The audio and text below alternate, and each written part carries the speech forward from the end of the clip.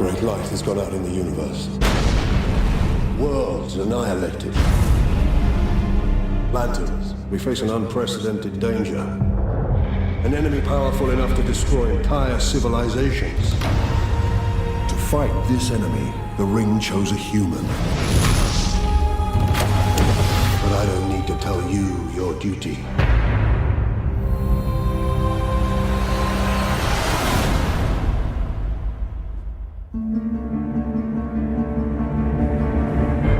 Your name? Hal Jordan. The Ring chose you. Take it. Speak the oath. Speak the oath, because everybody knows the oath. I pledge allegiance to a lantern that I got from a dying purple alien. So, this is the chosen human. The ring turns thought into reality. Its limits are only what you can imagine. The sword of human.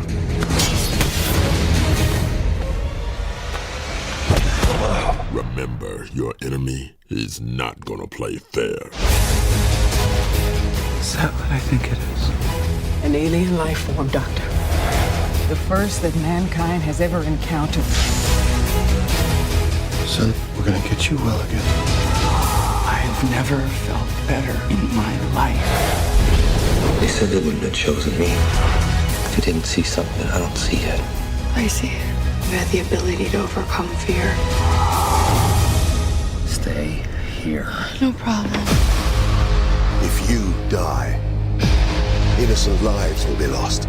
Your world will be annihilated. Help me save my planet. Fight it. Fight it with me. Brightest day, blackest night. No evil shall escape my sight. Let those who worship evil's might beware my power. Green Lantern's light!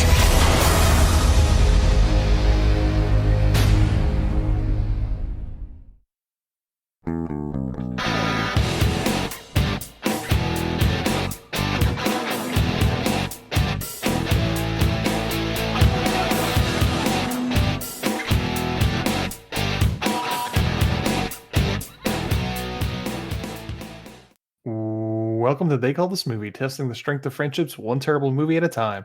Subscribe to the podcast on iTunes and other podcast services by searching They Call This a Movie. We are part of the Main Damien Network, and to find more from us, check out the website, themaindamien.com, or on Twitter, Facebook, and Instagram at The Main Damien. We are also now a proud member of Geek Vibes Nation. You can find them at gvnation.com. Welcome back to They Call This Movie. This is Anthony Delvecchio. With me, as always, is Dan Aquino and Mark Myers. Say hello, gentlemen. Hey, how's it going? Hello.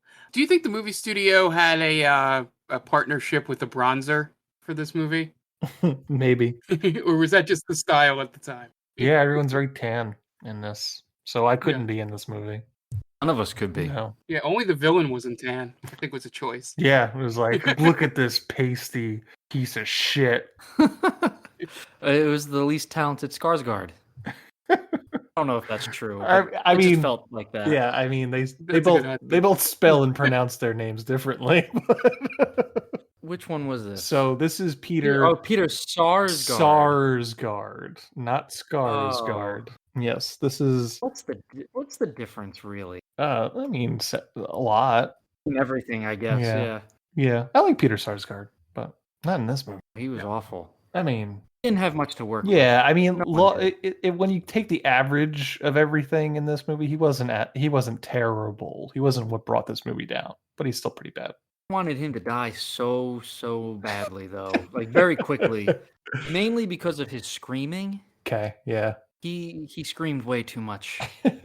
Before we get too far into this movie, gentlemen, what did you watch this week? I watched nothing. Pretty good, yeah. Well, I'll take it.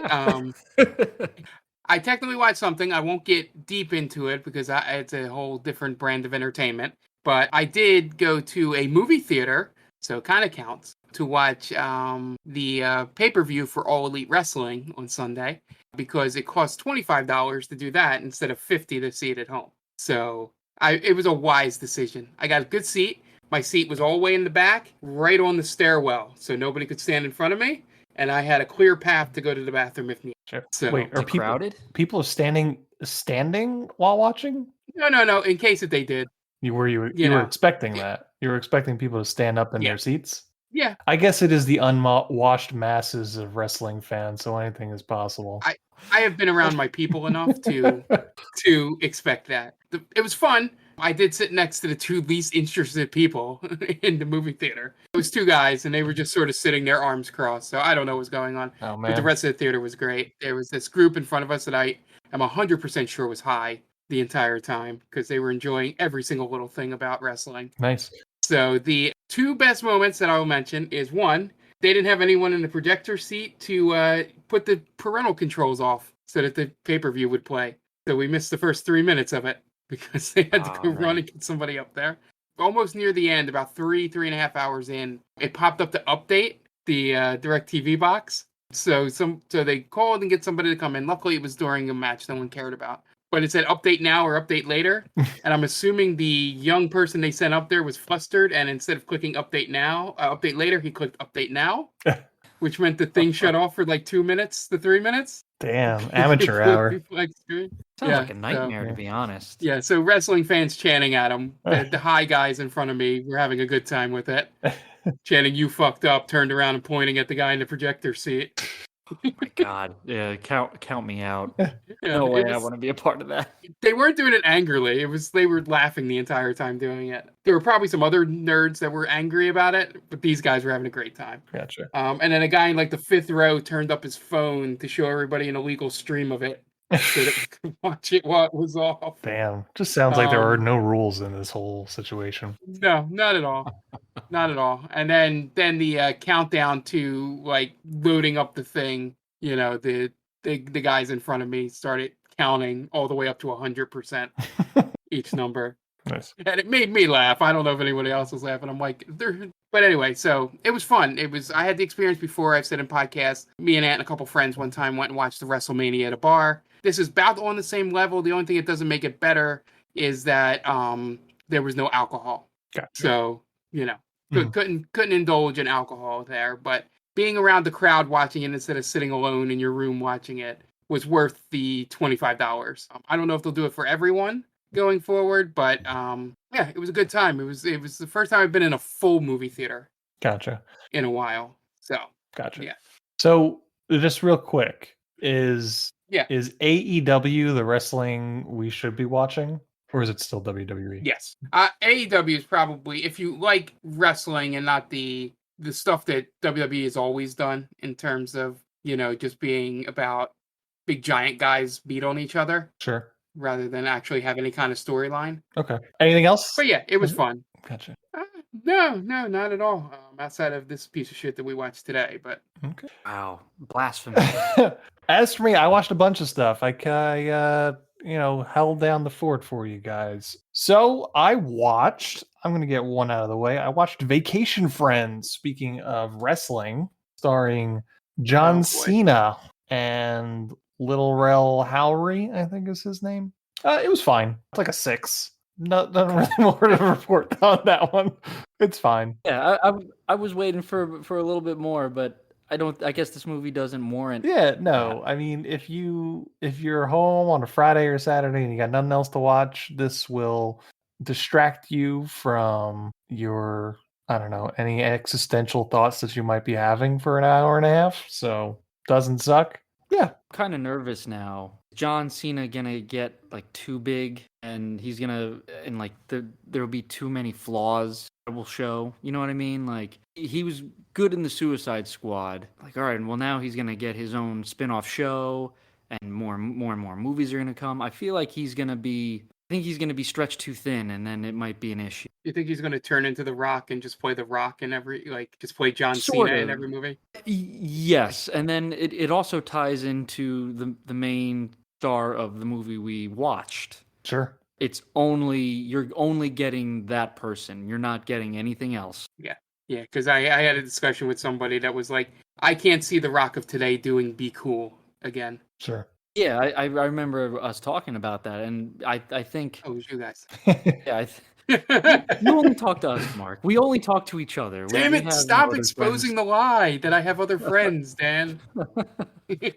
I'm telling on all of us, but I think, right, these guys are done taking risks, I guess, is the right way to say it. Yeah, I mean, Yeah. this is right in his wheelhouse. I think Cena does a good job at picking the right roles that kind of plays to his strengths. He's fine in this. I didn't hate him. I know people are hot and cold with John Cena, especially depending if you're a wrestling fan. He's fine. He was fine in this. It's a, like it says, pretty simple, easy hour and 40 or whatever it was. It's mindless. It'll take your mind off of it, whatever you're dealing with at the moment, and you'll get maybe a chuckle or two out of it. Doesn't suck. Besides that, I went on a huge horror binge because I went to Spirit of Halloween, and I guess I got the Spirit of Halloween, if you know what I mean. Which is, I mean, You caught the Jones. yeah, what I mean is literally what I just said. There's no double entendre. But I went on Prime to start off, and I watched Black Pumpkin, which is one of those anonymous horror movies that you could find on Amazon Prime. And it's fine. It's a 5-ish. Like, there's so many really terrible horror movies that you can find on Prime that take place predominantly in the woods. This one does not take place in the woods, takes place in people's houses. So that's an uptick right there. It feels like, because, you know, when you're low budget, you really can't take many risks when it comes to things like lighting. It is lit like a sitcom. So it feels like you're watching a horror version episode of the Goldbergs or something, where it's just like everything's super flat and it just exists. But it's not bad. It feels a little bit like Trick or Treat at times. Obviously not anywhere as good. It's probably mix that with like a high school movie, and that's basically what this movie is. It plays, you know, it harkens back a lot to like Halloween. It's got some nods to that and all that kind of stuff. It's not terrible. If you're looking for something you've never seen before and you just want to try something new, you know, it takes place on Halloween, so that's always an extra point too to get you in the Halloween spirit. But I watched that. And then I watched a whole bunch of rewatches after that. I watched Hellraiser, which I've watched pretty regularly. Scream, which I probably haven't watched in about 20 years. Watched The Evil Dead, and then I watched It 2017. All pretty much hold up. Scream really held up a lot better than I thought. Although there are some like procedural stuff that I question about fingerprints getting on everything. But what can you do? Dewey is the one running the investigation. So I can't think of a movie that I saw the first time, absolutely loved it, then on subsequent viewings was so bored by it, other than It 2017. Really? Don't know why. Yeah, when I saw that in the theaters, I was blown away. I loved it. Like, this is one of my favorite movies of the year. And then Jen bought it for me my birthday, for Christmas. I think she bought it for me for Christmas on DVD. And we watched it, and I was bored to tears. Man, like I thought this moved so much faster, but yeah, it felt like time had slowed down on next viewing. Interesting. It was. Interesting. Yeah, I still enjoy it. I don't get it. I enjoy it. I'm not a fan of It Chapter 2, but similarly, the book, the childhood aspects of the book are 100 times better than the adulthood aspects of the book. So it kind of, you know, is in line with that. But yeah, I enjoyed myself. I kind of had it on the background at that point of the night. But yeah, good horror watching this week. Especially, I was glad to rewatch Scream because I haven't seen Scream in probably 20 years. Like I said, that was a good rewatch. I liked your tweet about the Hellraiser, Julia, really going through, like, bending over backwards just so she could bang this one guy again. Yeah, like there's nothing that she wants to do less than fuck her own husband, to the point where she will kill countless people so she could resurrect his brother so she could fuck him again. He must have been a good leg, Yeah. But geez, it's really, really far-fetched for a movie that has to deal with a whole other dimension and a crazy box. I didn't like her. Her character motivation was really thin. Sure. Yeah. I mean, like, no dick is that good, right? I mean, I doubt it. I don't know from experience, but I'm assuming the answer is yes. Especially when you see that the dick that is attached to the person reanimated from nothing. Right. She's seen what's inside the casing. Like, she's seen the sausage without its case. And how can you be like, I still want to put that in my mouth now? Yeah, you can't. I mean, everything after that is just ruined for you, I feel, right? Because now you can't unsee every person that way. Mm, That's how we're made. This is terrifying. yeah. But Julia she was enamored with that dick. He was a bad boy. Yeah. Had the leather jacket on. That's how you know. Yeah. There's some weird aspects to that movie. Like a lot of the dialogue is like ADR'd. It was the come to daddy part. Yeah. Yeah, come to daddy. Like, oh man, that's cringy. Very cringy. I guess it does the job. Yeah. I think that movie still holds up. It's pretty good. I think movie. it's underrated in terms of the 80s horror movies. Yeah. Sure. Yeah, I think you're right with that. Again, I love the practical effects of that movie. Mm-hmm. So good. Yeah. I'm a sucker for those. And I'm pretty sure that's all I watched. I felt like I watched a lot more, but I did watch quite a bit this week. And so we're going to take a quick break and listen to some ads while we pay those bills, and we'll be back in a second. And welcome back. Now it's time to get into this week's movie. This week, Dan picked. So Dan, why don't you tell us what you did to us this week? All right. So this one was just out of pure spite. Because, sometimes we like to pick movies that we think we'll like or sound interesting. But no, man, I went back to the roots. I wanted to torture my friends. So the movie I picked this week was the perfect movie to torture you guys with. 2011 slog fest that is Green Lantern, starring Ryan Reynolds. Yes, you did. You picked that movie. Gentlemen, where are you coming from with Green Lantern, Dan? Okay, so I saw this in the theaters, and I feel like all of us, whenever we go to a movie, most of the time we leave somewhat satisfied, right? Yeah, there's always very rarely. There's always that like afterglow period of after you get out of a movie. We're like, oh yeah, that wasn't bad, and then like eventually you'll just be like, you know what, I didn't really like that movie. Yeah. You sleep on it. For example, The Amazing Spider-Man 2. Mm-hmm. When I first saw that, I thought, oh, that wasn't too bad. I didn't mind it. I kind of liked it. Then the next day I woke up, I was like, what the fuck did I just watch? Man, that was bad. This movie, halfway through it, I knew this was bad. And the only other time I felt that way was watching The Turning. Okay. Yeah. And I literally almost walked out of that movie. But this one I stayed with the whole way. But as I'm watching, it's like, man, awful. And I thought this was going to ruin some careers. That's how bad it was. But, no.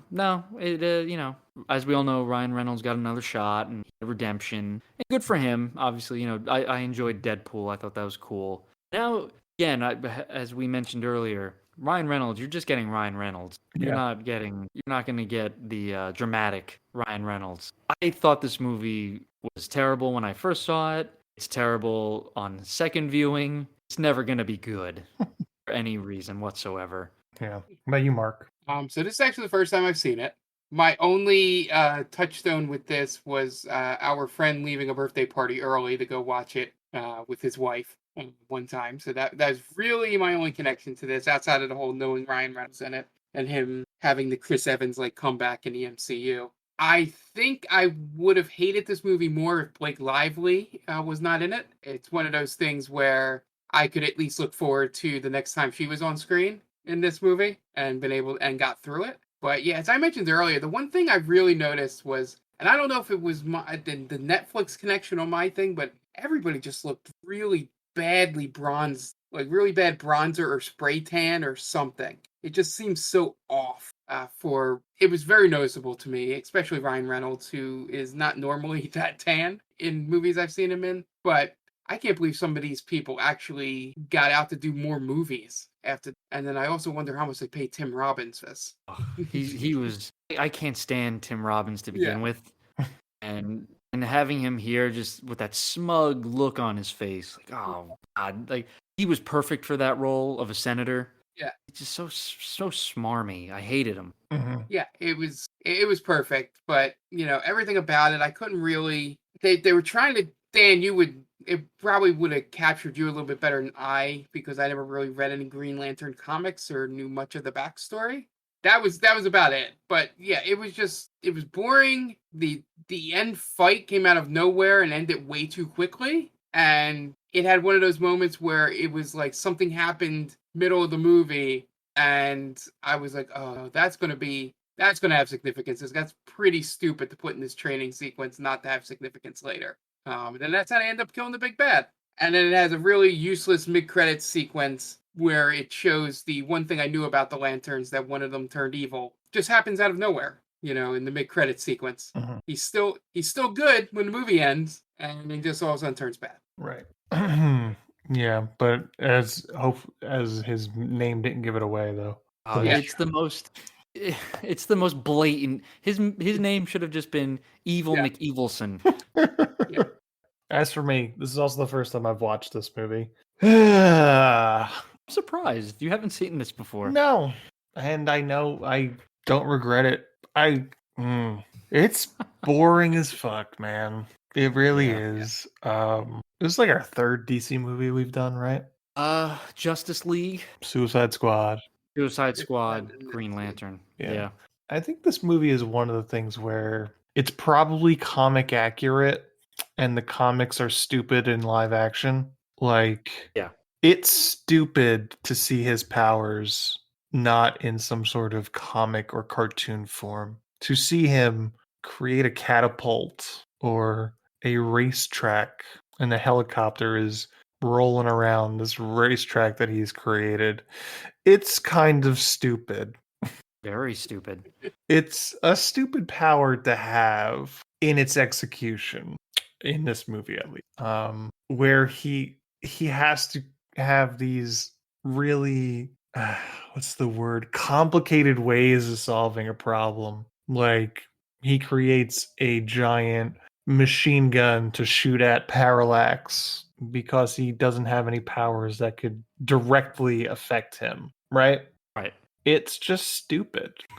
Yeah. And I don't know how to solve the stupidity of it, to be honest with you. Because the final one is he just punches him in the face with a giant green fist. And that seems like it's the most obvious and the most direct way of using your powers. But it's also stupid too. I think the issue is the ring in the comics and in this movie, it can take the form of anything that the wearer can think of. Anything. And it's only limited by your imagination. Hal Jordan's imagination is shit because he can't think of anything better than a gun, a sword, a wall, a brick wall. A brick wall. Come on. 2 fighter jets. Yeah, it's like, oh, we get it. You're a pilot. It all ties in. Yeah. In the comics, Hal Jordan he's very steadfast. He's very stern. There are way better Green Lanterns in the comics. Guy Gardner, Jon Stewart, Al Rayner. Hal Jordan is just like he's very vanilla. So in that aspect, He's very Ryan Reynolds. he's very Ryan Reynolds. Yes, very. What's the word? He's very safe and Sure. This movie, it's 2011. Graphics look terrible. They look like they're out of a PS2 game. I'll be generous, PS3. It looks like it's out of a PS3 game. Weird cuts in this movie. Yeah. Like it'll be like Hal Jordan staring in the distance. Then it'll cut to the Green Lanterns doing something. Then back to Hal doing nothing. And then it'll cut between Hal and Sarsgaard. Hector, yeah. Hector. It'll cut to him screaming in pain. Like, it's very disjointed. Yeah. There's one specific scene where he's trying to learn about the lantern and the ring, and it's intercut between him and Hector doing the autopsy. Yes. And it's like, you're undercutting both scenes right here. Like, both scenes don't play well because you're cutting in between one and the other. And I know because they're supposed to be linked, because at that exact moment, Hector also gets the power from the yellow power, the fear power. And I guess they're making that connection. But those scenes could play one and then the other and work better than they do in this. Because, like, Ryan Reynolds is doing his Ryan Reynolds thing where he's making jokes left and right. And then Hector is cutting into supposedly the strongest warrior that the Lanterns have seen ever, basically. Yeah. It's like, oh, good. Yeah, really giving this guy the funeral he deserves. The proper send off. by Ryan Reynolds yelling out by the power of Grayskull. The two things that I got out of this was I can't believe this is the movie that introduced Ryan Reynolds and Blake Lively. Mm-hmm. Because I mean, good for them. They're a good couple. Like, talk about finding love in a hopeless place. So what Rihanna was talking about. Yeah. She left the AMC after seeing this. Like, wow, I can't believe. And that, and again, it's not a They Call This a Movie episode if I don't mention the Snyder Cut. There were people out there who wanted Ryan Reynolds back as Green Lantern. Yeah. You believe this? The man himself hates this movie. Yeah.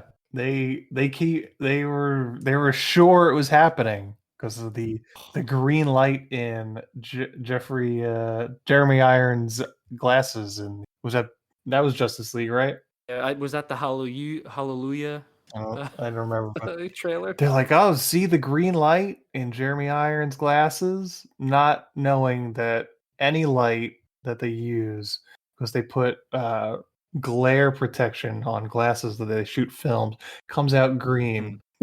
I literally saw it in It 2017 on Finn Wolfhard's glasses. I was like, oh my god, Green Lantern's going to show up. It's Ryan Reynolds. Green Lantern's about to show up and save the day, because that would be a good movie. I'd watch Green Lantern versus It, right?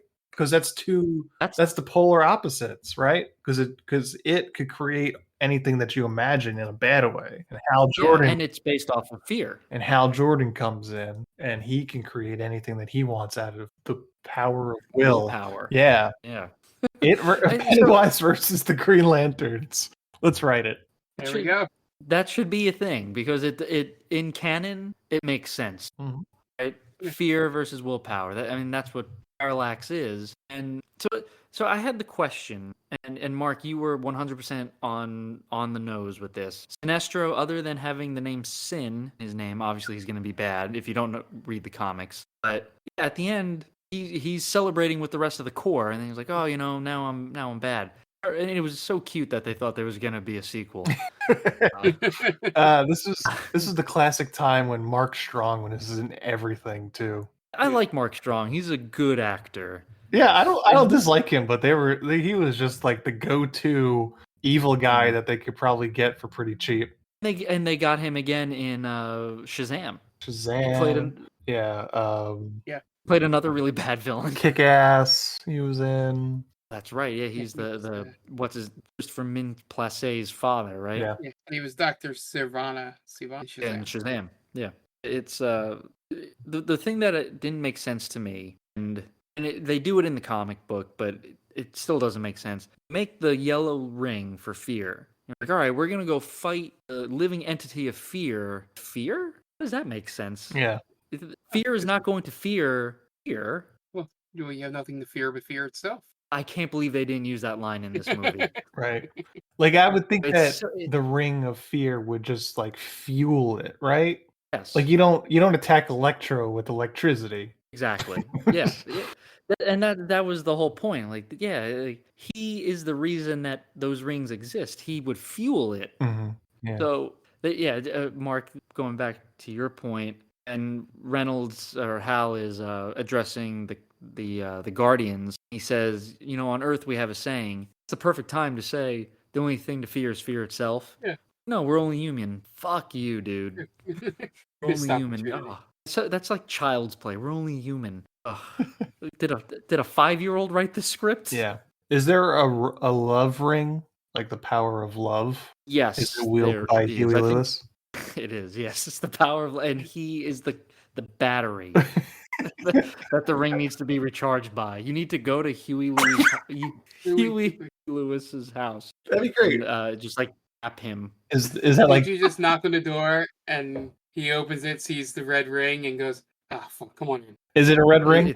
The red ring is rage. Oh. And okay. Funny enough, shit you not, I am wearing that shirt right now. The Red Lantern shirt.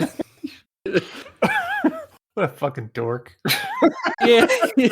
What color is love? I actually don't think it's love. I think it's passion. Wait, Purple. that's the thing What's I that? just said. What color is love? I feel like we watched a movie where someone said something so stupid like, "What color was love?" I was Yeah, gonna you think say, it'd be like pink, but I thought purple. I was trying to go. I was trying to remember off the top of my head the different colors of the spectrum. So you have green, yellow, red, orange, blue, lavender, black. I believe black is death. I think lavender is passion. Violet is love, Yeah, Violet. Okay. yeah, indigo. and it's Yeah, all so I was female. kind of right.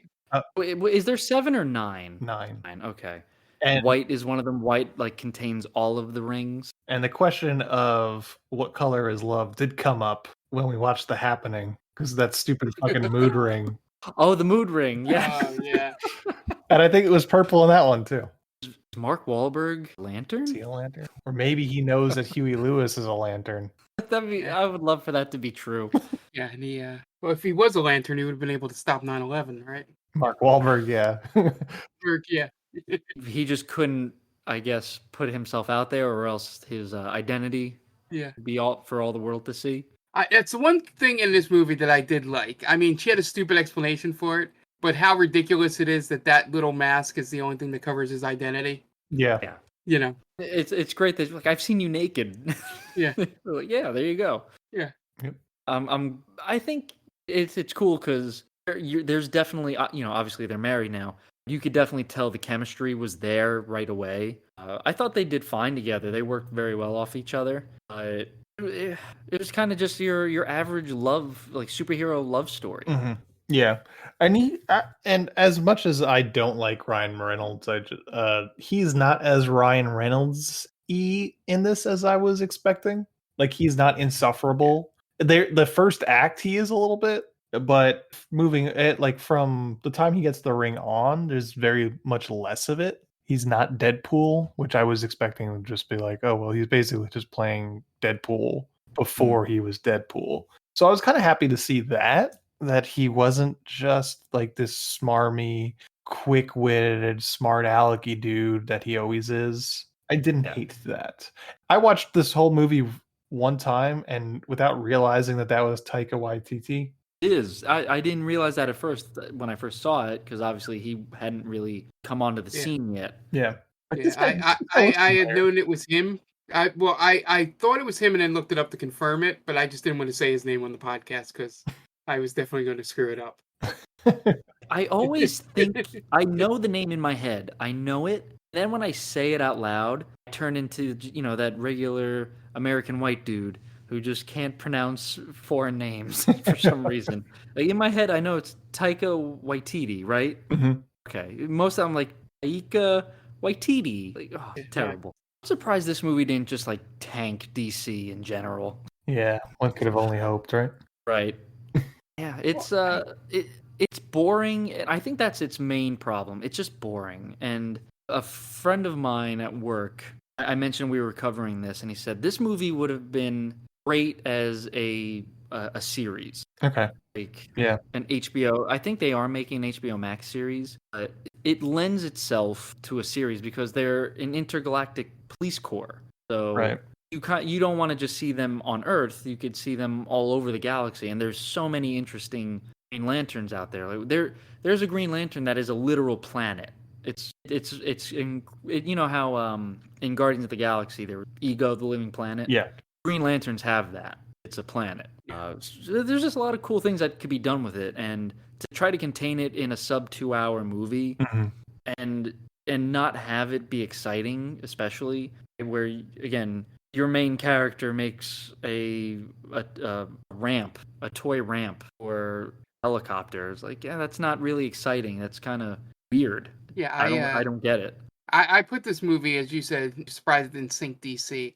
I put this on the same level as why Fantastic Four did not sink Marvel, in that it didn't get the point of those characters and that story, and it wasn't the same as what the MCU became, but it was pretty close to being like, all right, we're done with these superhero movies. Just give me Spider-Man. That's all I need, But yeah, it was just, I wish I just wish it was spent a little more time instead of it being a lot of exposition on what the lanterns were and all that. I don't know. Maybe a series is best for that, because they did it all real fast, and then the way he knew the oath, like just because the power started coming through the ring, like that was a cheap way out of not someone have to explain that to him, or I don't know. There was a lot of, like you said, Ant.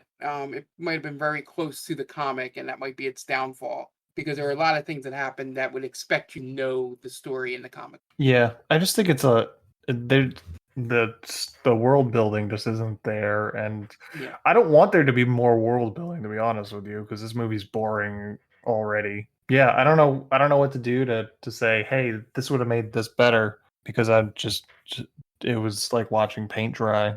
It's really paint by numbers, but I don't need more exposition. I don't need 15 minutes more where you tell me more about the Green Lanterns. I just think it's a difficult concept to get in one movie. It's funny where a lot of the times, obviously, the fight between fanboys, a lot of the same criticism you'll see about Marvel is, it's a formulaic origin story. But usually those origin stories are very good at juggling the character building, the world building, and like a solid third act.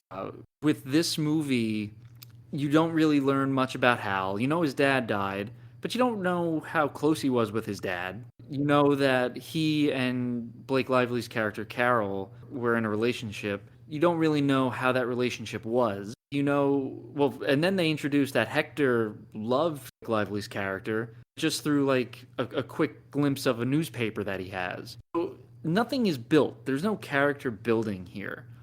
You know that the Green Lantern Corps has been around forever, but you don't really know. Don't know how powerful they are. You don't see them really doing anything. You see them get their asses kicked a bunch of times. That's about it. So you're not really building anything. You're just giving us a lot of information at once, and we don't have time to really breathe and put it all together. Yep. So, Green Lantern from 2011, directed by Martin Campbell, director of GoldenEye, Vertical Limit, Mask of Zorro, Casino Royale, and Edge of Darkness. Stars Ryan Reynolds, Blake Lively, Peter Sarsgaard, Mark Strong, Tim Robbins, J.O. Sanders, Taika Waititi, and Angela Bassett.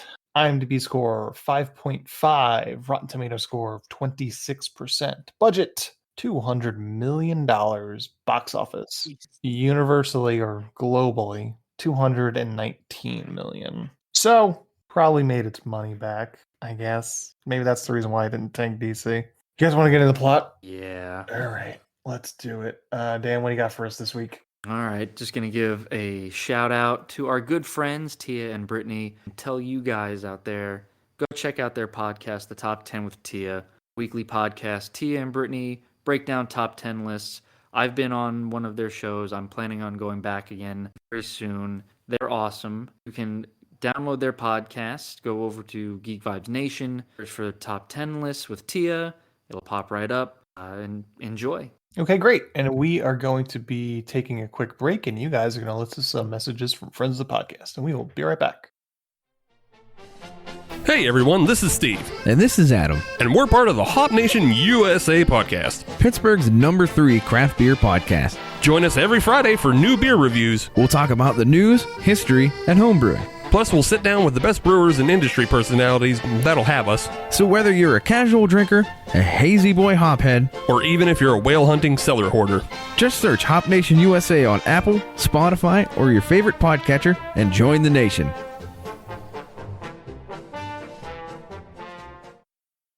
Oh hi, didn't see you there. It's me, George, from the best little horror house in Philly, the show where we talk about the best horror movie ever made, according to our guest at least. We've talked about groundbreaking classics like Texas Chainsaw Massacre and Alien, but we've also got a lot of great ones coming up, including some very fun guests like Len Kabaczynski of Swamp Zombies and Red Letter Media fame, Caroline Williams, the star of Texas Chainsaw Massacre 2, and Chase Williamson from John Dies at the End. So make sure you're subscribed to the best little horror house in Philly, and I'll see you boils and ghouls over there.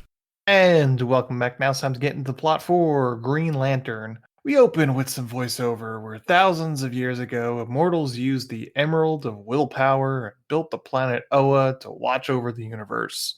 All the sectors of the universe, 3,600 to be exact, has a keeper of a ring that has the Emerald of Willpower meant to act as guardians, Green Lantern Corps. Corps met an entity. Yeah. No, well, go ahead. No, I was going to say, yep, cool. Awesome. Yeah. I had to rewind this like 3 or 4 times to get the details of it because it went by so fast. And who cares? But really, the Corps met an entity known as the Parallax. Abin Sur imprisoned Parallax on the lost planet of Riot. Then Parallax is awoken by some Green Lanterns. There's so much stupid words and names that I picked up the whole time. You sound like my dad trying to put this together. And then, like the Green Lantern things, they fought an alien, some kind of stupid planet. Well, part of me feels like we should get Drunk Ant to try and explain the plot of Green Lantern.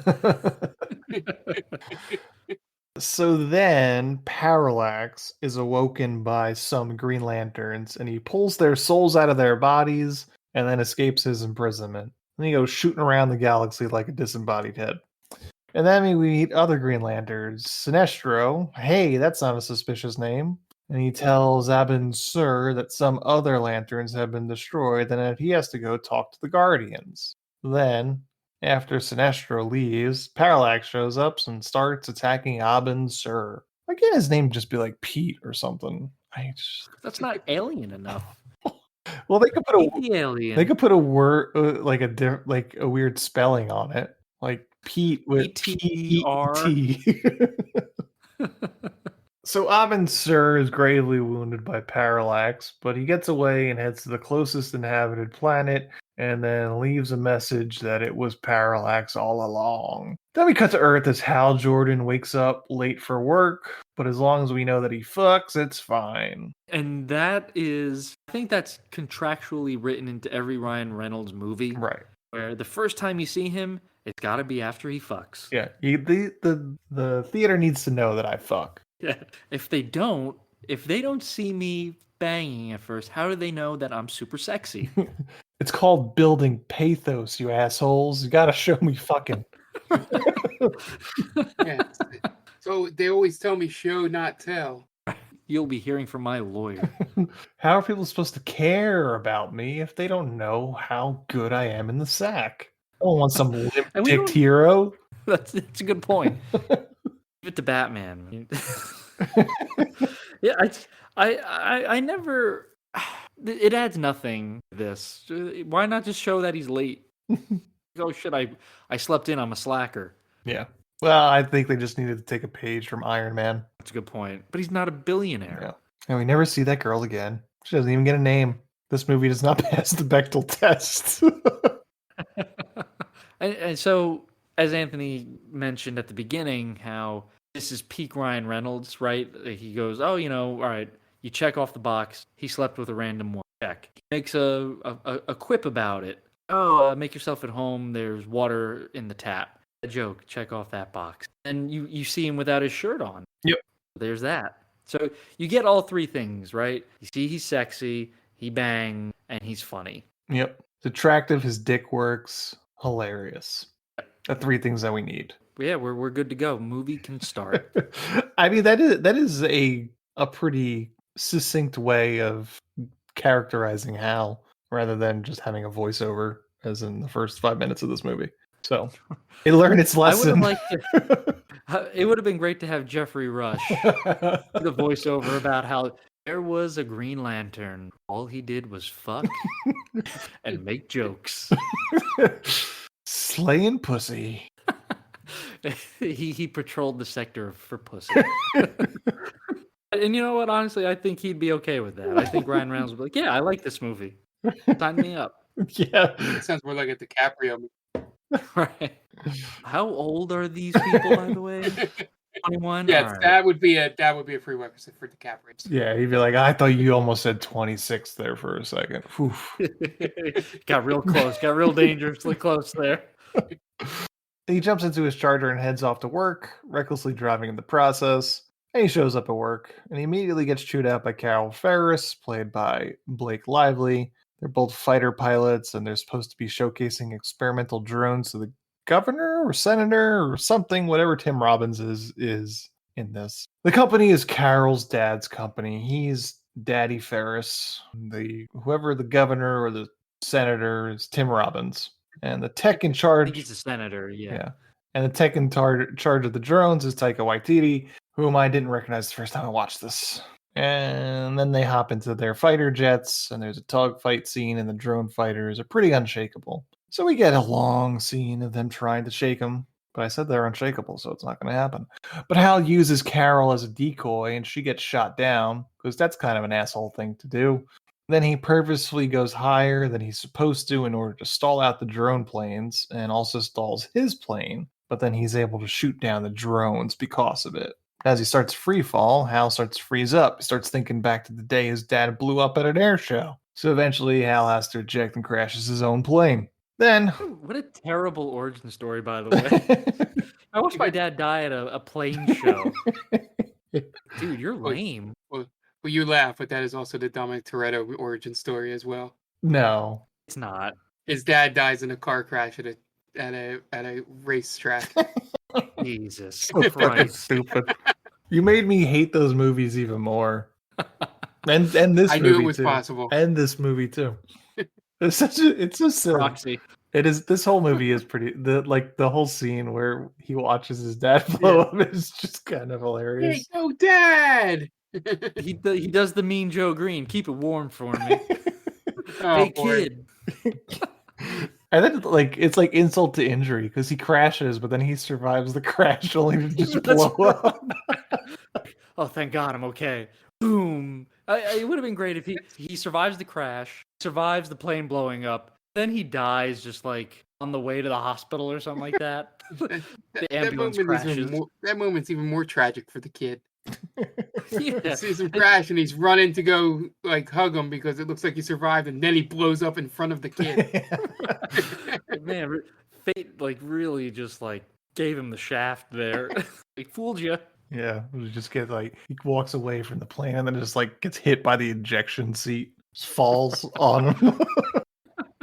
Oh man, Jen made a good point. Who would have let him run out onto the fucking airfield? A little kid in an active explosion. Yeah. Stupid. Ferris Tech loses the government contract, and Hal gets grounded pending an investigation. When everybody else storms out, Carol's left alone with Hal, and they argue. She's jockeying for an admin role with the company, and he thinks she's too good a pilot to sit behind a desk. And we also find out that Gotta be able to fly, man. They have a history as well. Yeah. Abin Sur then crash lands on Earth and sends the Emerald to find his replacement. And then Hal goes to the birthday party of his nephew. He argues with his brother about being careless and wanting to end up like their dad. And then he talks to the nephew, who was scared that Hal was going to die. But he reassures him that the only thing he knows how to do well is fly. And then we never see the nephew again. Yeah. Or the family. Or the family. I was going to say, if you look at the IMDb, the two brothers and the dad look like they're related. None of them look like Ryan Reynolds. That's true. No, because no one could look like Ryan Reynolds, really. That's also true. It looked like when they were casting the brothers and the father, like, all right, we kind of need to make this look like a family. Well, who's their brother? That's Ryan Reynolds. These guys look nothing like Ryan. Do they happen to look like anybody else that could have been up for this role? Were they cast first?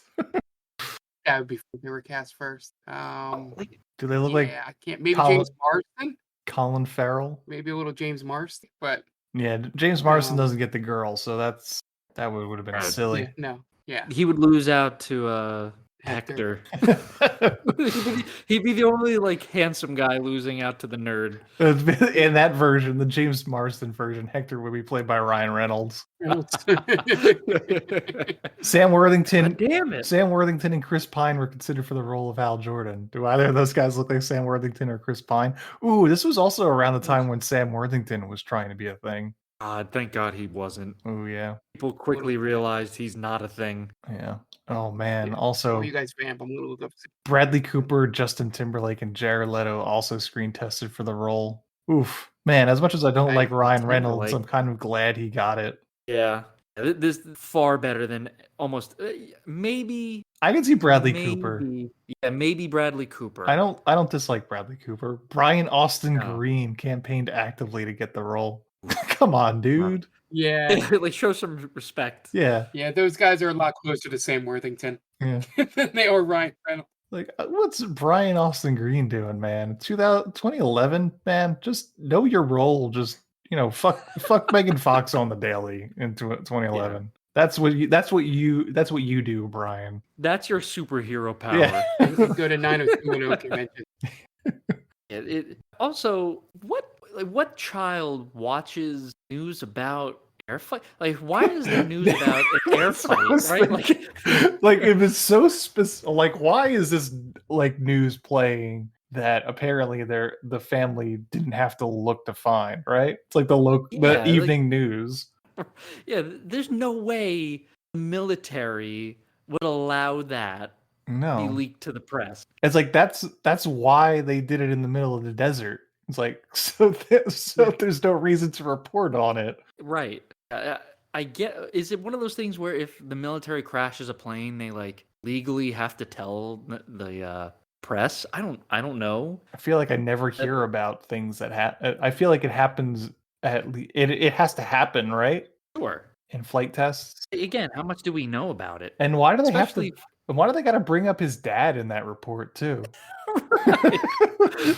And great timing that he walks in at that exact moment. Yeah. Oh, just Hal Jordan's dad died doing the exact same thing. What the fuck? Like, man, just twist the knife. It's again just fate really putting the screws to Hal Jordan here. As Hal gets ready to leave the party, he gets absorbed into the Emerald and then is transported all the way to the beach where Abin Sur's ship landed. Hal sees Abin Sur and tries to help him, but it's too late. Abin Sur dies just after he gives Hal the ring and a lantern and tells him to speak the oath. Hal then calls Tom, the company tech guy played by Taika, and tells him to meet him at the beach. When Tom shows up, Hal tells him what happened, and then some government vehicles show up and Tom and Hal have to run with the lantern and the ring.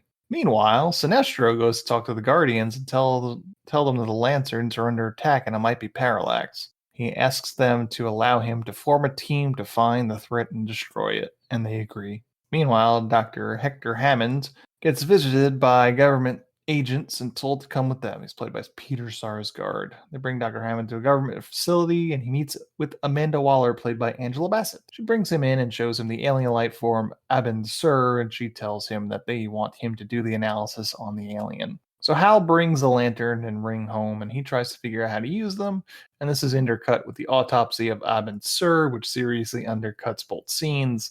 Eventually, he accidentally turns on the lantern and beams the oath into his head, and he speaks it. Meanwhile, Dr. Hammond gets zapped by some yellow power, and he gives his findings to Waller. Then, at that moment, Carol knocks on Hal's door, and she wants to come in to talk, but he tells her it'd be better if they go out to a bar and get a drink. At the bar, they talk about their relationship. This was prime Blake Lively. Oh, yeah. She's looking good in this movie. The brunette hair is working, too. Yep. They talk about their relationship. He apologizes for screwing up, and they eventually get to a point of slow dancing. And they get really close, but then she says she analyzed the flight data and there was nothing wrong with the plane, so there must have been something wrong with Hal. So he leaves in a huff, and then is attacked by a bunch of guys in the parking lot because they lost their jobs at Ferris because of his stunt. After they gave him a good beating, they go to leave, but he calls back to them, and then he takes a swing at them, causing the ring to create a fist that knocks them all out. And Hal gets beamed up by the ring into outer space and is taken to Oa. Meanwhile, Dr. Hammond is having some adverse effects of the yellow power. Then Hal is under some sort of treatment on Oa where he keeps getting shocked, and then he wakes up with his form-fitting Green Lantern suit and domino mask, and it looks fucking terrible. Even for 2011, it looks like shit. It was supposed to be such a reveal, and it wasn't. Yeah. Oh god, they really thought they had something there. Oh my god, I had written down when he's being tested. They have like painted on underwear. Mm-hmm. Show us Ryan Reynolds dong, you cowards. I mean, that would make this movie interesting. It would do something for the movie, that's for sure.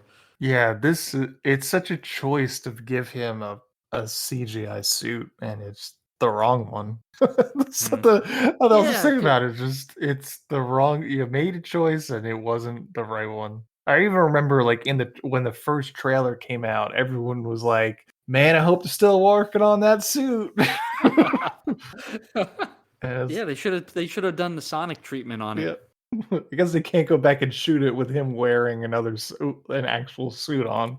It's weird. I mean, other superhero movies had come out with practical suits at that point. I mean, Iron Man had come out. Obviously, that was the majority of it was CGI, but they had built actual suits. You're gonna tell me you can't build just a regular Green Lantern suit? Yeah, I think the Green Lantern uniform is portrayed in computer-generated imagery. This was a creative move by the filmmakers who wanted the uniform not to be a real cloth outfit, but an energy construct generated by the Lantern power ring. Notably, the comics originally started with Hal Jordan having an actual uniform, but later this was amended. So it's a choice.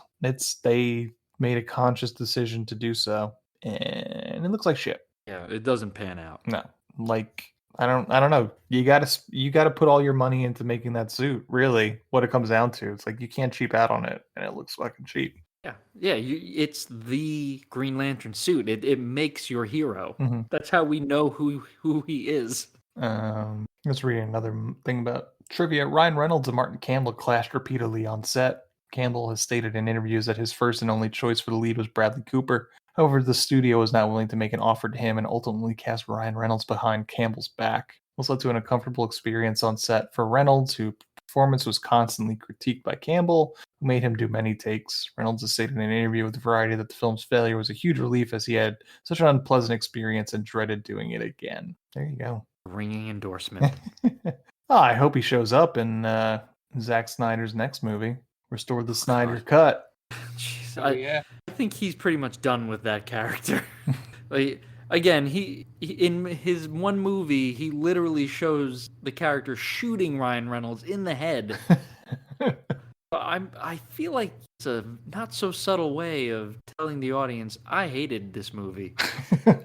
Yeah, No, the Snyder fans. Should we release the Campbell cut with Bradley Cooper? No, the Campbell cut is just him degrading Ryan Reynolds. Yeah, Sucked Ryan, do it again. Is it just the sadder version of the David O. Russell Lily Tomlin? It's probably just like after every take, he's just like really passive aggressive about it. It's just like, right.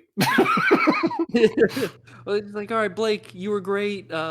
Peter, fantastic work. All right, guys. What about me? Anyway, moving on.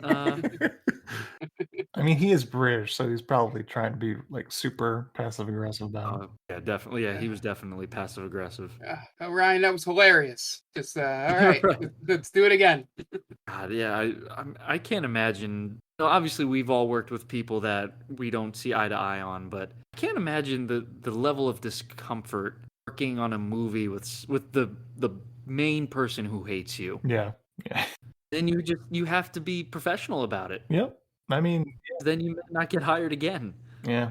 I guess you could walk off, but yeah, you're definitely burning a bridge if you do that. He then meets Tomar Ray, a fish-looking alien lantern. Tomar Ray gives him a brief rundown of Oa and the Lanterns and the Guardians, and then they go flying off at the Citadel and shows off the battery of Oa that runs on the will of all living creatures in the universe. And then they go to meet up with all the other Lanterns, and they get briefed by Sinestro. He tells them all about Parallax and the threat he poses to the universe. Then they bring Tomar Ray, tries to train Hal on the ring, and he meets Kilowog, who helps him train as well, played by Michael Clark Duncan, rest in peace. And then Sinestro shows up and shits all over Hal for being a lowly human and tells Hal that the ring made a mistake. And Hal says, he's right, I'm leaving.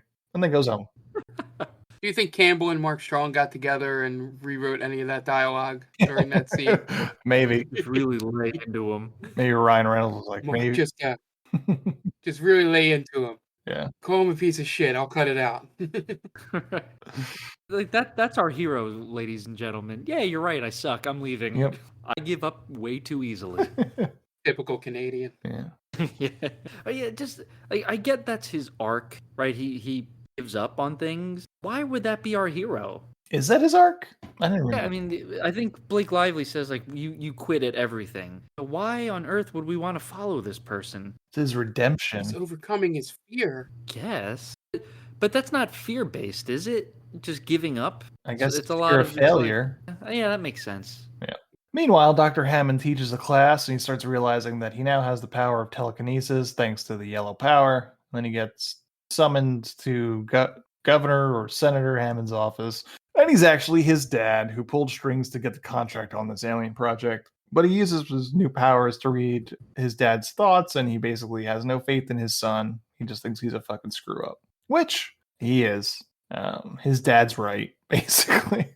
Although he is like a college professor, so maybe not. Yeah, I think that's a solid career path, really. Yeah, I think the biggest problem in Hector's life is that he's still holding on to what's left of his hair. Oh, big time. Yeah, as a fellow bald man, nothing more liberating than just getting rid of it. Just the full shave, right? Yeah, it really does wonders for your self-esteem. Yeah. I'll tell you. He needs like a better facial hair and maybe like a full beard instead of like the little wispy mustache and like the chin. He just has too big of a goddamn forehead. Yeah, he's just got to let it go. Just shave it all off, grow a beard, and then he might be fucking Blake Lively or Carol. or sure your dad could hook something up. Yeah, the senator. Yeah. Like, you don't need to, you could settle for a 7. It's fine. Perfectly fine. Yeah. Don't need to be pining as for a college professor? Yeah. I mean, adult women that aren't your students. Well, I wasn't saying that. I just mean, a college professor, you're probably not pulling in the best, I'll say. But I'm sure you could get the hookup. Yeah. Imagine that, though. You tell your dad, listen, I don't need the hookup to see aliens. Get me some women, please. Get me something. Well, you don't want to see a once in a lifetime discovery? No. I'd rather see something better than that. Give me Blake Lively. It's like, I'm just trying to get laid, dude. Yeah, I don't want to see aliens. I don't care about that. Yeah, I guess, pull some strings. I mean, he's a senator. Come on. Yeah. Where's Sinestro and team try to stop Parallax, but all the other lanterns are destroyed. So Sinestro goes back to tell the Guardians that he believes Parallax is headed to Oa. Guardians tell Sinestro that Parallax was once a Guardian that tried to harness the power of fear, but was consumed by it and then turned into what they now know as Parallax. So Sinestro says that in order to fight Parallax, they need to harness the energy of fear, put it into a ring.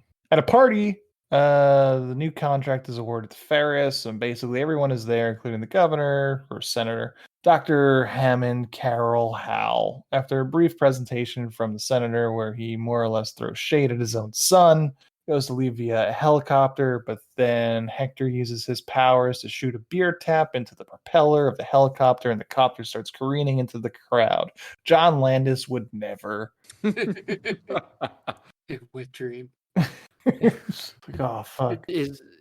Was it Ben Landis? Is Ben Landis in the fetal position during this? Or Max Landis? And then Hal uses his powers to turn into Green Lantern and materialize a pair of wheels and a racetrack out of thin air, which then is able to land the helicopter safely, which there probably could have been 1,000 other things that would have just been a lot easier, because that helicopter is still going all over the place. Like, just like... Go ahead, I'm sorry. I was like, have it like just like a giant airbag for it to land on, you know? Right, because the problem is he comes in to rescue people. The helicopter is already crash landed through the party. Yeah. People are running for their lives. He's like, oh, well, let's just put it on wheels, too. That'll help. That's why this is dangerous. If this thing doesn't have wheels on it. Don't thank me now, people. Just made it more mobile. Yeah, like, he's not super heroic, to be honest with you. Well, because he's not smart. That's the problem. Yeah. Just remembered, my nephew had this in his bedroom. Perfect. Yeah. Can't he just like materialize a giant hands to just grab it and stop it? Yeah. Something like you said, like a giant pillow. Yeah. Like that's just the whole thing. It's just like all his ideas on how to use it are too complicated. Right. Even when he rescues Amanda Waller, he drops her into water. Yeah. It's like giant pillow. Yeah, exactly. Everything he does could just be solved by using a giant pillow. A ball pit. For sure. A beanbag. He also manages to save Carol as she almost gets crushed by some structure. He then flies away as the crowd looks on. Then Hector goes home and starts to have negative effects of the yellow power. His head starts to grow. The next day, Tom goes to Hal's apartment and tells him to explain what the hell happened, and then Hal shows off his powers. And then Hal goes to check in on Carol as Green Lantern, and she recognizes him immediately. And he explains to her what happened and the powers he has, and then she tells him good night or something, and there's some sort of drama that I completely did not care about. Does this mean that Carol has a better power of deduction than Lois Lane? Yeah, pretty much. Yes. Yeah. I don't know what that says about Lois Lane's reporting prowess. Yep. I think they make jokes about Lois. She's just very tenacious, not necessarily a great reporter. But I think at one point she wins a Pulitzer, so I don't know, but she's not. If she can't tell, well, a lot of people can't tell, I guess, right? That's the whole thing. It's like she's not the only They're all one. idiots. Yeah, they are all idiots. Everyone in Metropolis is just stupid. Oh, Clark's right over there. He takes his glasses off. Where'd Clark go? Right. Never where you need him. It's funny. Have you guys ever seen the movie Mystery Men? It's been a while, A long but time yeah. ago. Yeah. So Greg Kinnear is like that version of Superman, that movie's version of Superman. Yeah. William H. Macy, they're talking about it. Like, no, like he wears glasses. He can't possibly be the superhero. Like he takes off the glasses. Well, that makes no sense. It's a nice little poke. Meanwhile, Hector, now huge-headed, is brought to see his dad by Amanda Waller. They tell Hector that they found a second alien life form in the alien body and that he's been exposed to it and they need to fix it. So as they're about to put him under, Hector uses his telekinesis to attack them. He tosses Amanda Waller into a glass window and then grabs his dad and puts him into the restraints that he was in. And it turns all the guards' tasers on themselves. And then Hal shows up. Is this, can we think of any other point in time where a character has been introduced in a movie and then is reintroduced years later in a completely different capacity, like in the superhero realm? There's got to be something in the Schumacher Batmans, right? You know, What do you mean? I mean, Two-Face. How Amanda Waller. Yeah, I mean, Yeah. Billy D. Williams plays Two-Face, or he plays, why am I blanking on Two-Face's real name? Harvey Dent. Plays Harvey Dent in that, and then obviously he is Thomas Jane? No, not Thomas Jane. Yeah. Aaron Eckhart in Dark Knight. Aaron Eckhart. Yeah. Same person. Yeah. But Same person. Yep. I've never seen them in the same place. that was the first thing when I saw Amanda Waller in this. I'm like, is she in the green? Like, it's had so many questions pop up that don't need to be answered on this podcast, but it was just like, why is she here? Like, you know, their first attempt to universe build. Yeah, I do think that's what they were kind of going for. Yeah. Okay. And then this movie shit the bed. I mean, you got to think about it. Like they're coming up. I mean, Nolan still has his Batman going until the next year, and they must be in the pre-production stages of Man of Steel at this point, right? So they think something's going to happen. 2013. 2013. Okay. Yeah. So they got to be thinking that something. This is probably at the beginning of them saying, "Well, Marvel's doing it. Why can't we?" Right? 2011 is also probably the same year that Captain America comes out. Right, because I think 2012 was Avengers, right? Captain America. So Captain America and Thor, I think, came out in this same year. Right. You already had two. That makes more sense. You've already had 2 Iron Man movies. So yeah, this is DC looking over the fence and being like, "Uh-oh, getting left behind." Yeah, I want a piece of that pie. Yeah, who's got to have this asshole hack Christopher Nolan just finish with his Batman movie so we could finally get out from under his quote-unquote genius so we could bring in Zack Snyder. Everybody loved Watchmen, right? Oh, yeah. Hal shows up, he saves Waller from falling and helps the senator out of the restraints, and then Hal and Hector fight back and forth. Eventually, Hector gets the upper hand and he uses his powers to burn his dad alive. And Tim Robbins is terrible in this scene, all over. He goes way too big every time, especially when he tries to run away at the first part, where he gets like sucked up by his son's telekinesis and put in the restraints. It's way too big. Oh, God. Yeah. He thinks he's in a Sam Raimi Spider-Man movie. I feel like it would play in those movies, but not here. So I was happy to see him go, though. Yeah. Hal uses the ring against Hector's head, and Parallax recognizes the power and speaks to Hal telepathically, saying that he will suffer the same fate as Abin Sur, the lantern that imprisoned Parallax. And then back at his apartment, Hal meets up with Carol and Tom, and he tells them about Parallax and what happened with Hector, and says the ring made a mistake because he is afraid. Carol tells him that the ring chose him not because he has no fear, but because he has the courage to overcome that fear. Back on Oa, the Guardians have finished forging the Yellow Lantern ring. Sinestro plans to learn to harness the power, but they're willing to give up Earth to Parallax in order to give them time. But Hal shows up, begging for their help to save Earth. But the Guardians and Sinestro don't exactly tell him that they will, but they tell him good luck all the same.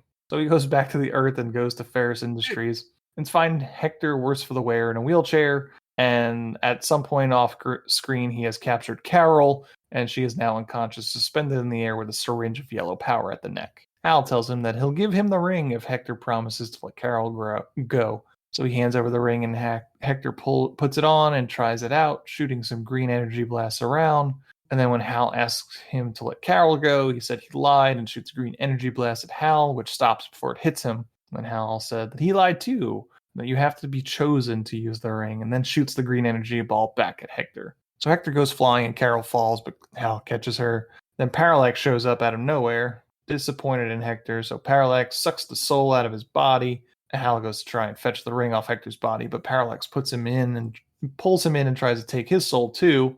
But Carol goes over to a computer and shoots missiles from the fighter jets into Parallax, causing him to drop Hal. She then tosses the ring to Hal, who puts it on, and he flies himself and Carol out of the hangar as Parallax destroys it, which is another part where it just seems like we lost like a good chunk of a scene right there. Then Parallax starts to grow and looms over the city as they try to evacuate. Is this where we should have seen the nephew again? Anywhere would have been fine. Like when that school bus emptied, I almost thought that we were going to see him there. Sure. Or like he could be seeing it on that news station that always seems to be tuned into Hal Jordan news. Hey guys, so update on Hal Jordan. He seems to be fighting some yellow cloud that seems to be eating people. Back to Yellow you. dreads. Yeah. It like all of a sudden just Parallax is on Earth, right? We never see the approach. Right. He just like Hal goes to Oa to talk to them and asks for help, comes back, boom, Parallax is there. Yeah, there's one brief scene. I don't know if it happens right before that or in there or way before. You just see Parallax floating in space, but I don't know if that was like again something that was cut that was like revealing that it was Earth or something. Right. In Independence Day, you see the spaceship show up. Yeah. Yeah, it's very. That's what I'm saying. Like, it's important to the whole movie. Yeah, you see him just floating, don't show up. Floating towards something in space, and then it cuts, but it doesn't show you what he's floating towards. Yeah, I hated Parallax design in this movie. Yeah, it was bad. Is it comic accurate? I mean, like what's Parallax? It is. Parallax in the comics is just pure yellow, and he has tendrils and all that. In this, he kind of looked like actual shit. Mm-hmm. Like a giant flowing mound of shit, and with like baby's head of some sort. Yeah, it was really weird. It was again another choice that didn't pan out. Yeah. Then after they recompose themselves, Hal says goodbye to Carol and he heads back to the city. Parallax starts taking all the souls of the people as it absorbs the city itself. Hal manages to save one woman though, so that's good. And he uses his powers to make a catapult, a machine gun, as well as a shield. Then Parallax advances on Hal, who uses his power as a barrier between him and Parallax, while Parallax tries to psych him out by just telling him that he's a piece of shit. But then Hal recites the creed and manages to push Parallax away, and then he uses the powers to get past Parallax and get into space. Parallax then chases Hal through space, including through an asteroid belt. And then Hal gets the idea to get Parallax close to the sun. So then using green energy jet fighters to hold him from falling into the sun, Hal punches Parallax into the sun. And he saves the day. So this was the scene that was the callback to the training. Like out of nowhere, all of a sudden the big giant guy makes a sun appear that starts sucking Hal towards it and says, would this be like Chekhov's gun or the MacGuffin or something? He says the line, the bigger it is, the more they burn. Yeah. Or something like that. Yeah, the faster they burn. The faster they burn. Yeah. And then it comes back to that's how they kill the big bad. Yep, pretty much. Stupid. And then they win. And then the other lanterns show up to bring Hal to safety as he passes out from the energy exhausted. And we cut to back on Oa. Sinestro leads. That made me laugh. I'm sorry. That made me laugh. He beats Sinestro, and then the lanterns show up. Thanks a lot, guys. Yeah. Yeah, we were just kind of watching. We knew you had it, so we didn't want to get in the way. All 3,600 other lanterns were just like, he's probably got it. Imagine that. Like, new guy. Like any other like superhero team, they're just like, you probably, this is the greatest threat to the universe currently. He probably has it. Yeah, that's so. Thanos is attacking Earth. Yeah. The Avengers send, let's say Kate Bishop. Yeah. The new Hawkeye. She's got it. Yep. It'll be fine. Yeah, and this is the only scene that I can see that you could change and slightly make something a little bit better. If Sinestro does not show up here and it's just the other ones that he met saved him, you could justify the mid-credit scene because maybe he's back doing the ring thing while this is going on, and that's his evil turn. Yeah. But him being here and then doing that whole speech at the end completely nullifies that mid-credit scene. The thing that should have been was that Sinestro doesn't believe in Hal at all. And, Hal gives that speech, we're only human. And Sinestro basically just tells him, well, you're on your own. I don't really care about you. And at that point, he calls him a Green Lantern. He's like, good luck, Green Lantern. So that's showing there's a respect there now. Why is he going to turn? And living embodiment of fear is destroyed now. There is no such thing as fear anymore. Yeah. Am I crazy? Yeah. Now there's literally the whole point of Parallax. He wants to get rid of willpower, so he's going to destroy the battery of willpower. She just headed straight for Oa. Right? Yeah. Why is he taking all these pit stops? Does he have to absorb fear to make himself more powerful? Maybe. I mean, the way the Guardians acted, he could have taken them. It seemed like, right? Yeah. I don't know.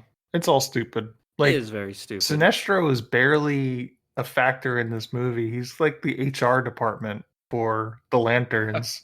He just every scene he's in, he's just talking to the Guardians. It's like, the employees, they're unhappy. Maybe a pizza party at the end of the week will work. It's funny because it's true. That's what really happens in the corporate sector.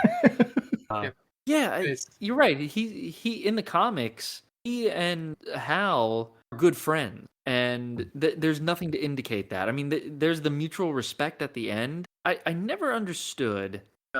New guy comes in, he's there to help. Let's give him shit right away. Yeah. Oh, that'll help, right? We're an ancient intergalactic Peace Corps. We haze our new members. Just making an impossible situation even worse. Right. And they even mention how it's a human and he's new. So maybe give him a little slack. Nope. Yeah. They either needed to go one of two ways with Sinestro, and they did neither. Was either make him fully behind Hal the whole time, or make him against him the entire time. Or they should have revealed that the reason why he was so hard on him is that he was having he was in a relationship with Abin Sur. Yeah. And he's hurting more than he lets on. He's lost his lover. Yes. They say that they were close friends. It's not really shown. Okay, yeah, you lose a close friend, yeah, that stinks, obviously. But you're gonna really give the new guy shit for that? It's the ring's fault. It's not Hal Jordan's fault. Yeah. It's established that the ring chooses the wearer, not the other way around. Yeah. So back on Oa, Sinestro leads a congratulations to Hal, telling him that his brash, volatile nature was something that Abin Sur must have seen in himself. On Earth, Hal tells Carol that he'll have to be away for a while, but it doesn't mean that he's gone. And they kiss, and then he leaves. And then we get a mid-credit sequence of Sinestro putting on the yellow ring of fear. And he gets a whole new uniform out of it. And that's the end of Green Lantern. Yeah. Is that bad, huh? It was tough. It was tough to watch. It was just boring. Like a lot of these movies are just boring. Like these kind of like sci-fi movies where half of it you have to buy into this world building that they've either given enough time to or not enough time to or too much time to. This felt very much like Jupiter Ascending to me in terms of the overall feeling I had when I finished watching it. The pacing is not. The pacing is very slow. The editing is disjointed. The graphics are really poor. They're lacking, I'll say. No character building, lackluster enemy, an overall failure. Yeah, it's just not. There's not anything that is given enough time that is interesting, and it just feels not even a likable hero, to be honest. Yeah, it's just not good.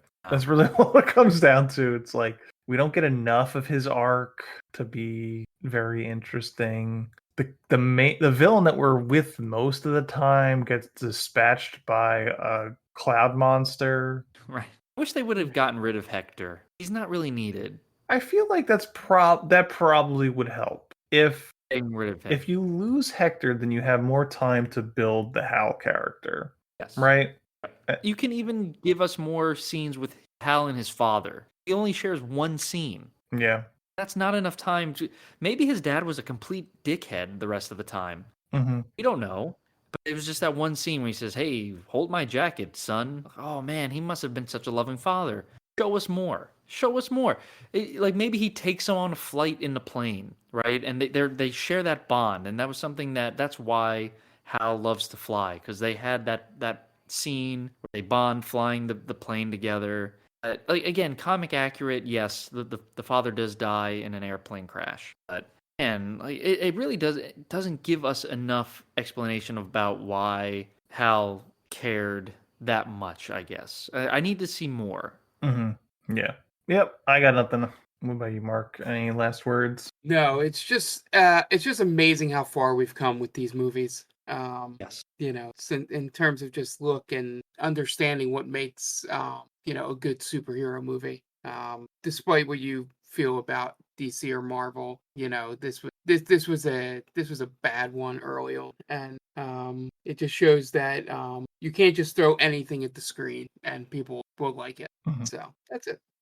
All right, you guys want to plug your shit? At the Aquino 122, that's my Twitter account. You could also follow Stranger Damies, our Real Play D&D podcast. You get all the info on there, new episodes, anything else that we happen to be doing, and hopefully in the next year we'll think of some new stuff to do. Yeah, just check us out there for new episodes, interact with us. And Mark, what else? Yeah, so Stranger Damies airs every other Wednesday.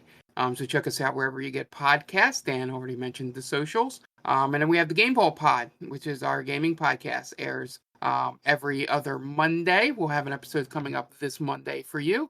And then we stream, as for now, 3 days a week, Monday, Wednesday, and Thursday.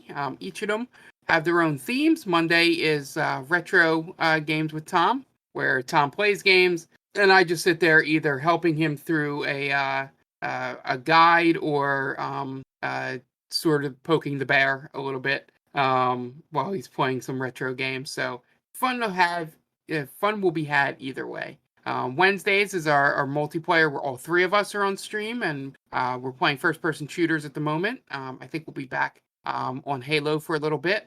And then Thursdays is my co-op streams. With currently right now I'm playing through It Takes Two with the wonderful Jen, known as Roxy Foxy. And then I should be playing a game with Tom after that.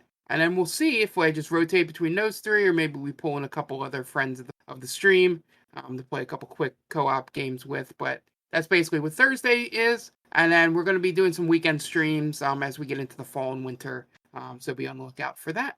Okay, great. And we are They Called This Movie. You can find us on Spreaker, just by searching They Called This Movie, and wherever you get your podcast, just look for They Called This Movie and we'll pop right up. We're themaindaming.com. That is the main website. We are gearing up for 31 Days of Horror coming soon in October, so get ready for that. We'll be having reviews, hopefully, of 31 movies for one movie per day. You can find us on all socials just by searching The Main Damie. So that's Facebook, Instagram, Twitter. Just search The Main Damie. We'll pop right up. Also, member of Geek Vibes Nation. You can find them at gvnation.com and on all socials and all podcast streaming apps just by searching Geek Vibes Nation. Tons of great shows. If you're into geek stuff, there's surely a show for you. We are on TikTok. You can check us out at They Called This Movie is on TikTok. Just look for They Called This Movie and we'll pop right up. Have any questions, comments, you want to suggest a movie for us, themainnamey@gmail.com is our email address. Love to hear from you on there. And if you've got some time, if you want to help us out, if you like the show, give us a 5-star review on whatever podcatcher you like. And if you could say a few nice things about our show, that would help us out a great deal. Helps us get seen. I know everybody says it, but it would really help us out.